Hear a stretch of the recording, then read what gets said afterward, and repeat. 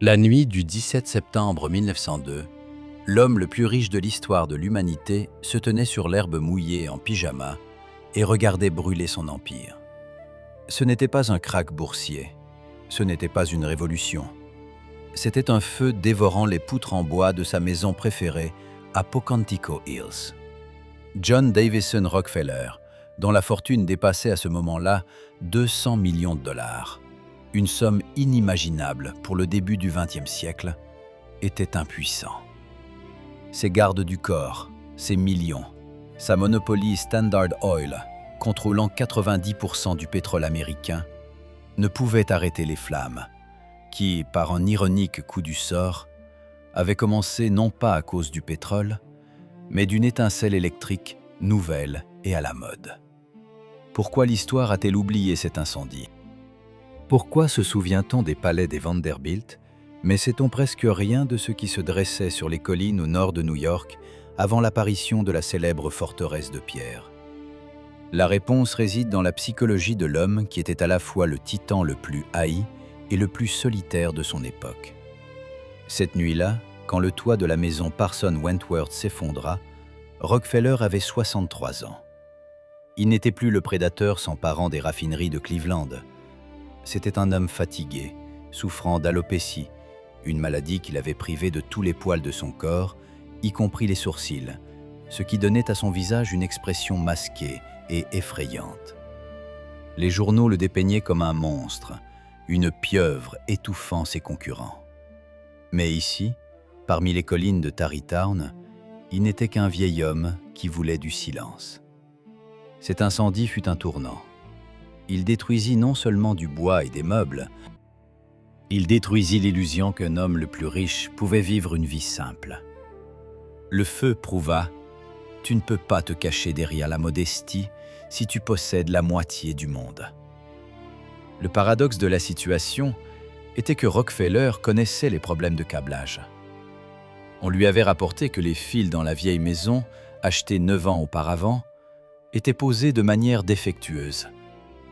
Les ouvriers devaient venir le lendemain matin pour tout réparer. Mais le destin semble avoir son propre sens de l'humour. Rockefeller, l'homme qui avait bâti son empire sur un calcul précis, sur le contrôle de chaque goutte de pétrole et de chaque sang, perdit sa maison à cause d'un délai de 24 heures. Quand la fumée se dissipa, les dommages furent évalués à seulement 40 000 $. Une somme ridicule pour lui, moins que ce qu'il gagnait en 1 heure. Mais la perte n'était pas financière. C'était un coup à son refuge. La famille déménagea temporairement dans la maison voisine, Kent House, mais la question resta en suspens. Et ensuite, Rockefeller aîné, fidèle à ses habitudes baptistes ascétiques, voulait construire quelque chose de simple, peut-être en bois à nouveau. Simplement un porche confortable où il pourrait s'asseoir et regarder l'Hudson.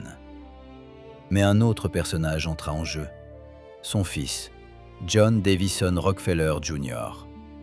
Junior comprenait ce que le père ne voulait pas admettre. La dynastie avait besoin d'un monument. Il leur fallait non pas simplement une maison, mais une forteresse. Un lieu qui ne brûlerait jamais. Un lieu qui dirait au monde « Nous sommes ici pour toujours ». C'est à ce moment précis, sur les cendres de 1902, que naquit le projet qui deviendrait la construction la plus complexe, la plus coûteuse et la plus psychologiquement éprouvante de l'histoire de la famille. Ce n'est pas l'histoire de la construction d'un palais pour des balles. Les Rockefeller ne dansaient pas. C'est l'histoire de la façon dont la peur de perdre le contrôle poussa un milliardaire modeste à créer un labyrinthe de pierre censé le protéger du monde, mais qui devint finalement sa cage dorée. Aucun d'eux ne savait alors que la construction de la nouvelle maison, qui serait appelée Kaikuit, s'étirerait sur une décennie, mettrait le père en conflit avec les meilleurs architectes de l'époque et exigerait la démolition d'un bâtiment déjà construit parce qu'il se révélerait insuffisamment parfait. L'incendie n'était que le début. Le vrai drame se déroula quand la première pierre de la fondation toucha le sol. Pour comprendre pourquoi la construction de la nouvelle maison sur les cendres se transforma en un duel psychologique de 10 ans, il faut regarder non pas les plans architecturaux, mais un petit carnet usé à la couverture rouge que John Davison Rockefeller conservait comme une relique. Il l'appelait « Livre A ». Dans ce grand livre de comptes, commencé à 18 ans, le futur milliardaire notait chaque centime dépensé. Achat de vêtements, paiement pour le lavage, dons à l'église, tout était comptabilisé. Cette habitude ne disparut pas quand sa fortune dépassa les budgets des États européens. Rockefeller n'était pas simplement riche. Il était obsédé par le contrôle et l'économie, dont les racines remontaient à une enfance pauvre à Richford, dans l'État de New York. Son père, William Big Bill Rockefeller, était un colporteur itinérant de douteux élixirs et un bigame qui enseignait à ses fils à échanger les assiettes pour toujours rester gagnant. Sa mère, Elisa, était une baptiste stricte qui enseignait que le gaspillage capricieux mène à une misère pitoyable. Cette dualité, la poigne prédatrice du père et l'ascétisme puritain de la mère, forma la vision du monde de Rockefeller. Il croyait sincèrement à la phrase qu'il répétait souvent « Dieu m'a donné cet argent ». Et si l'argent était donné par Dieu, alors il n'en était pas le propriétaire, mais le gestionnaire. Dépenser cet argent en toilette en or ou en escalier en marbre, comme le faisaient les parvenus de Newport, n'était pour lui pas simplement de mauvais goût, mais un péché. C'est précisément pourquoi il choisit Pocantico Hills. Tandis que les Astor et les Vanderbilt construisaient des palais sur les rives de l'océan pour voir et être vus, Rockefeller, en 1893, commença à acquérir des terrains sur les hautes collines au-dessus de l'Hudson, pour se cacher. Il lui fallait de paysages, pas des balles. Il achetait des parcelles à ses voisins, déplaçait les routes, plantait des milliers d'arbres, créant son Éden personnel, isolé du monde qui le haïssait, par de hautes clôtures et de forêts denses. C'est ici qu'entre en jeu le conflit social qui déchirait la famille de l'intérieur. Rockefeller aîné avait déjà vaincu tous ses concurrents en affaires.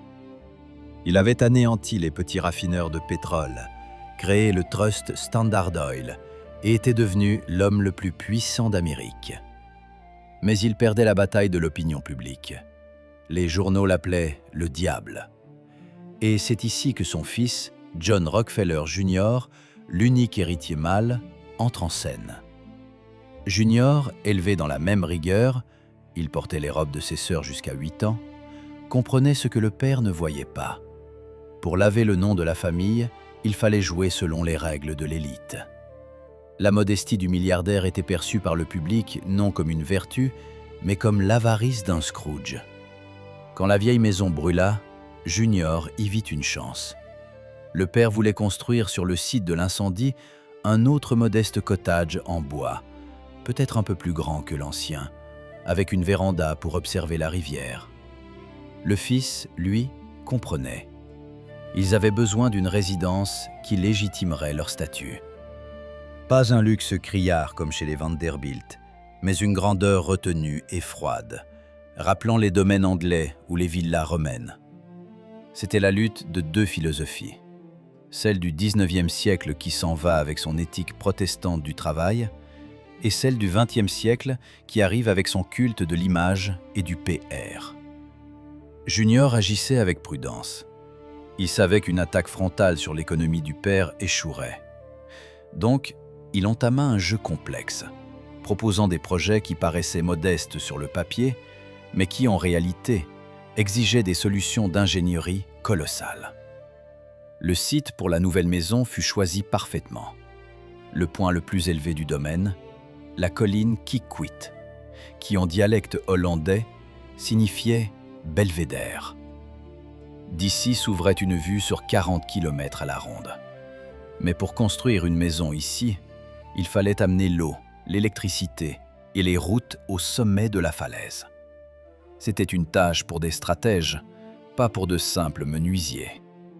Rockefeller aîné, fatigué et malade, accepta de confier la construction à son fils, sans se douter qu'il s'engageait dans un projet qui deviendrait un test de leur relation et de son portefeuille.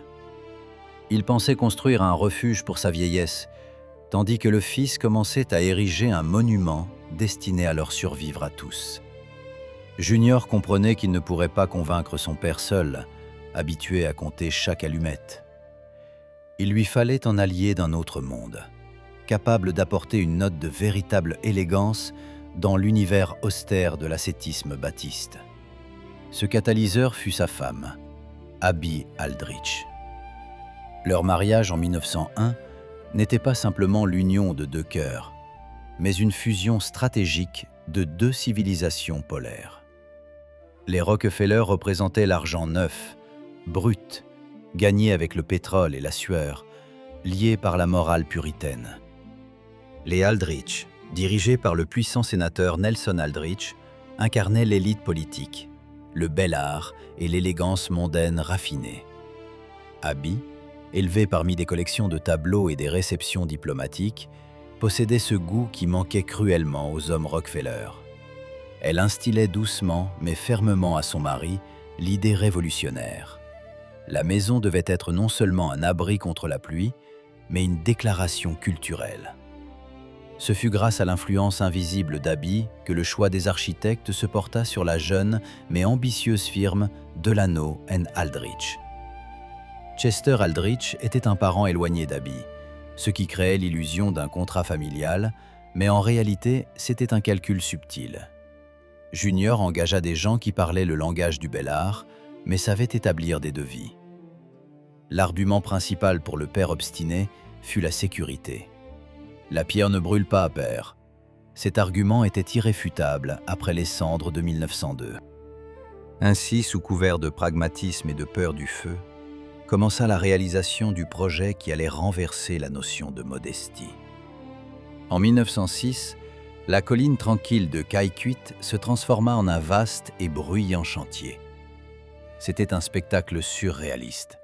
Au milieu d'une forêt dense, où l'on n'entendait auparavant que le chant des oiseaux, des murs gris stricts et froids se mirent soudain à pousser. Ce n'était pas un palais européen rococo avec de la dorure, comme le construisaient les concurrents. C'était en substance un bunker fortifié sculpté en villa classique.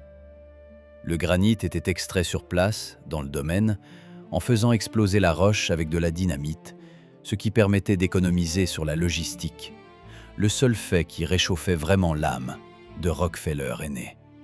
Mais il ne remarquait pas le sous-texte principal.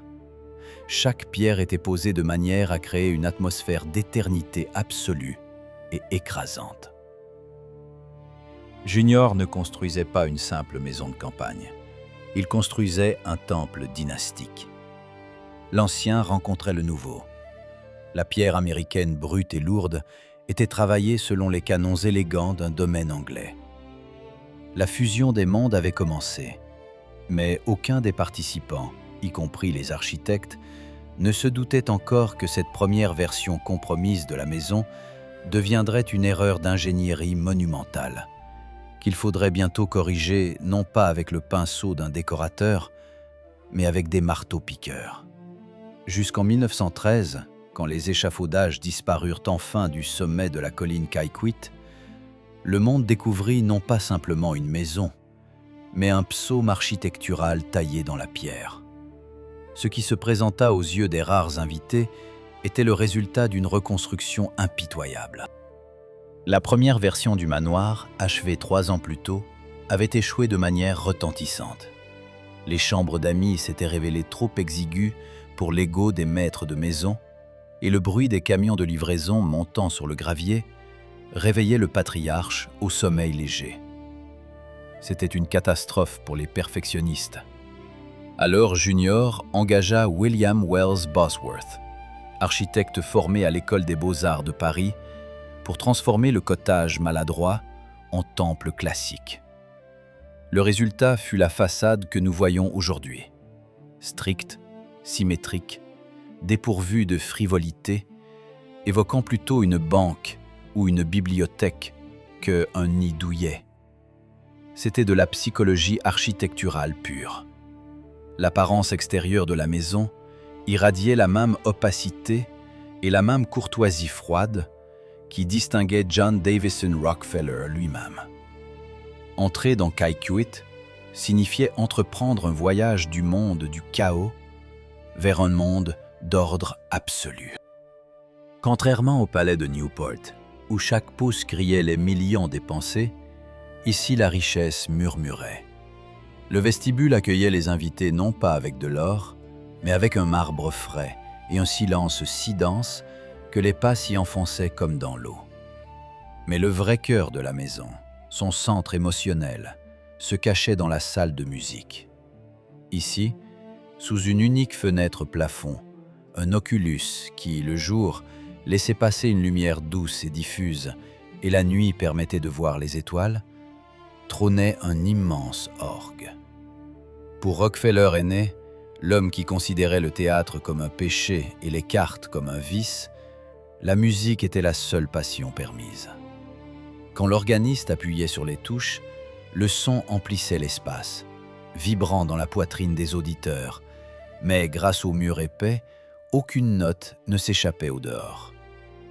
C'était une métaphore de la vie de Rockefeller.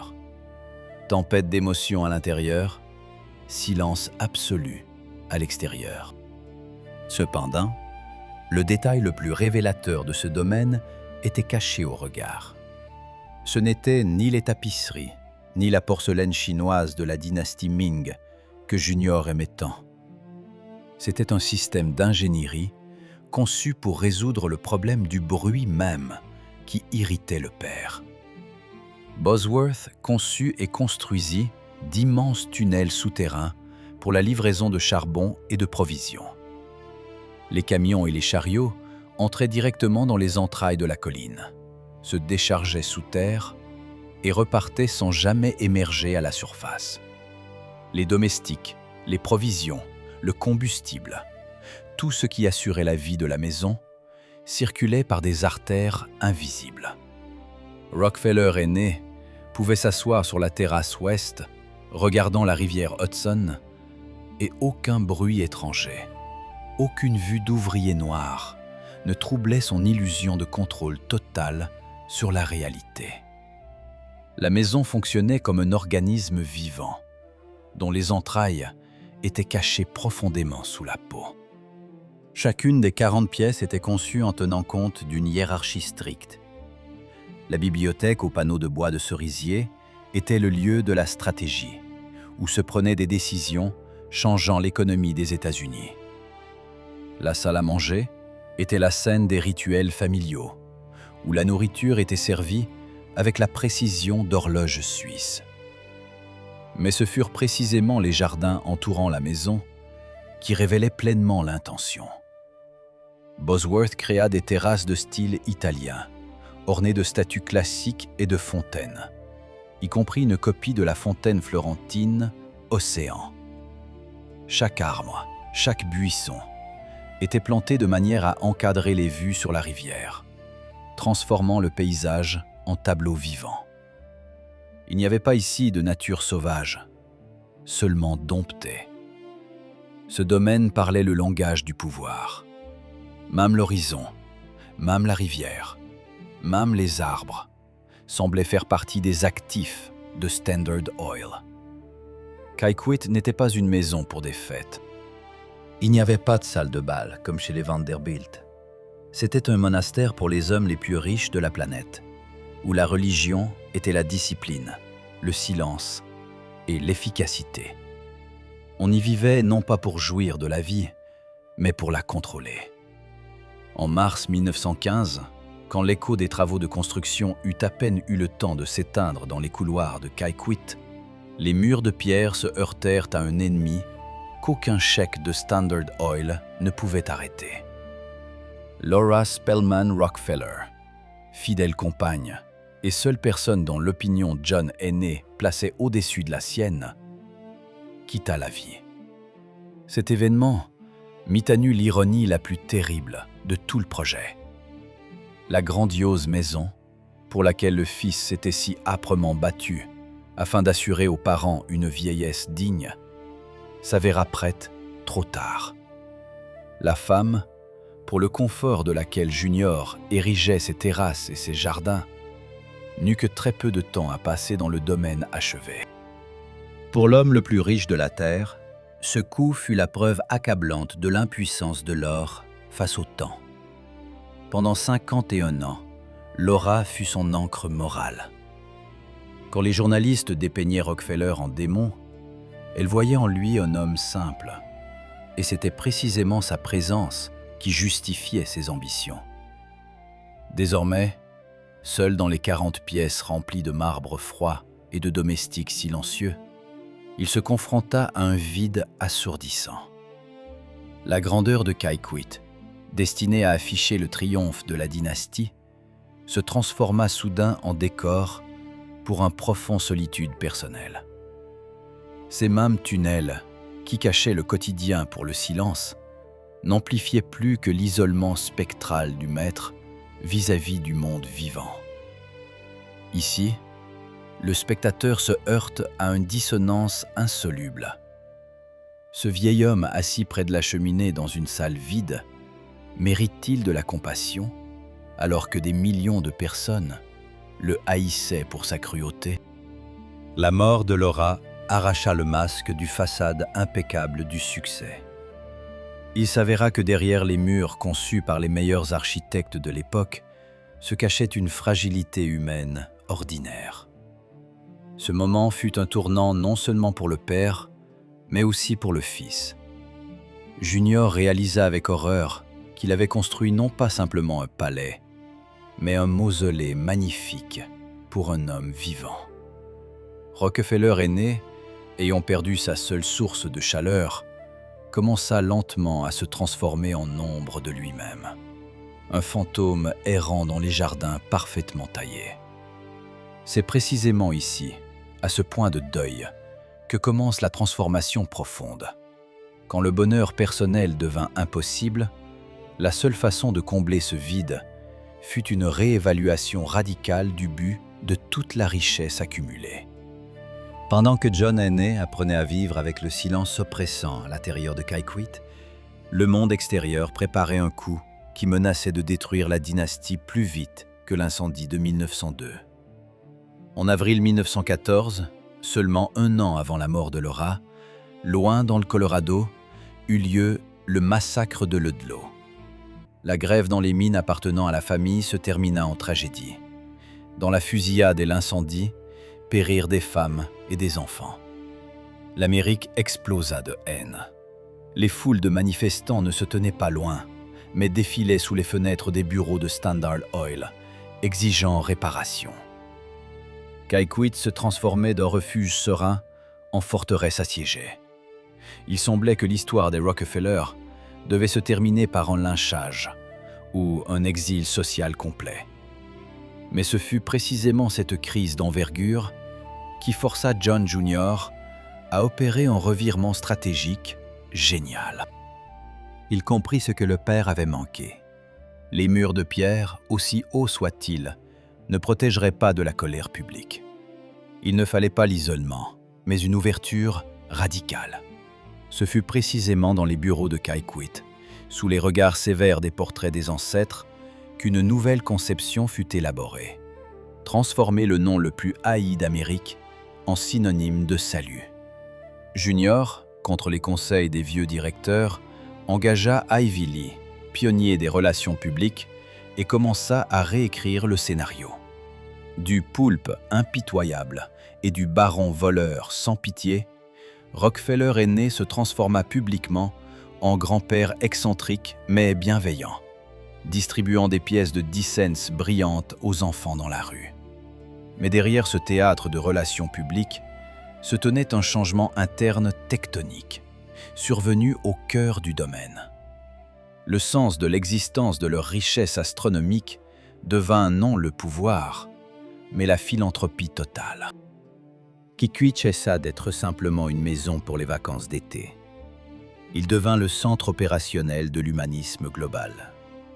Ici, derrière des portes closes, se prenaient des décisions sur la création de fondations qui vaincraient la fièvre jaune, construiraient l'université de Chicago et préserveraient les parcs nationaux. L'argent que Rockefeller considérait comme donné par Dieu coula de nouveau vers le monde en un flux gigantesque. C'était une transformation d'échelle biblique. Le capital accumulé par une monopolie impitoyable travaillait désormais au rachat. Les murs du domaine ne cachaient plus l'or. Ils protégeaient la stratégie qui devait justifier l'existence même des milliardaires. Le vieillard, ayant perdu sa femme, trouva un nouveau but. Vivre jusqu'à 100 ans, non pour gagner encore plus, mais pour voir la haine du monde se transformer en gratitude.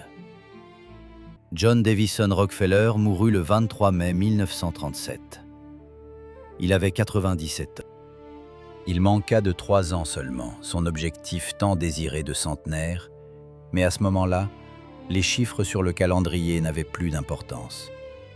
L'homme que toute la nation avait autrefois haï s'en alla comme le plus grand philanthrope de l'histoire, ayant distribué plus de 500 millions de dollars, la moitié de sa fortune.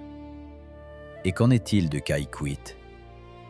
La forteresse de pierre, construite par le fils pour protéger le père du bruit et des regards du monde extérieur, accomplit son dernier et le plus paradoxal tour de force. En 1979, après la mort de son petit-fils Nelson Rockefeller, le domaine fut transmis au National Trust for Historic Preservation. Ce qui avait été créé comme une zone d'absolue et paranoïaque intimité devint un musée public. Aujourd'hui, n'importe quel touriste pour 25 $ peut arpenter les mêmes couloirs où, dans un silence total, se décidaient les destins du pétrole mondial, et jeter un œil dans les tunnels qui cachaient les domestiques. C'est ici que réside la leçon finale et assourdissante de cette histoire.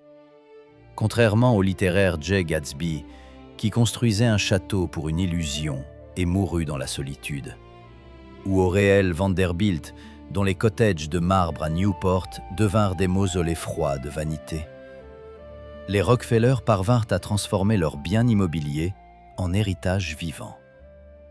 L'incendie de 1902 détruisit l'ancienne mentalité de bois, libérant la place pour quelque chose de plus solide que le simple confort.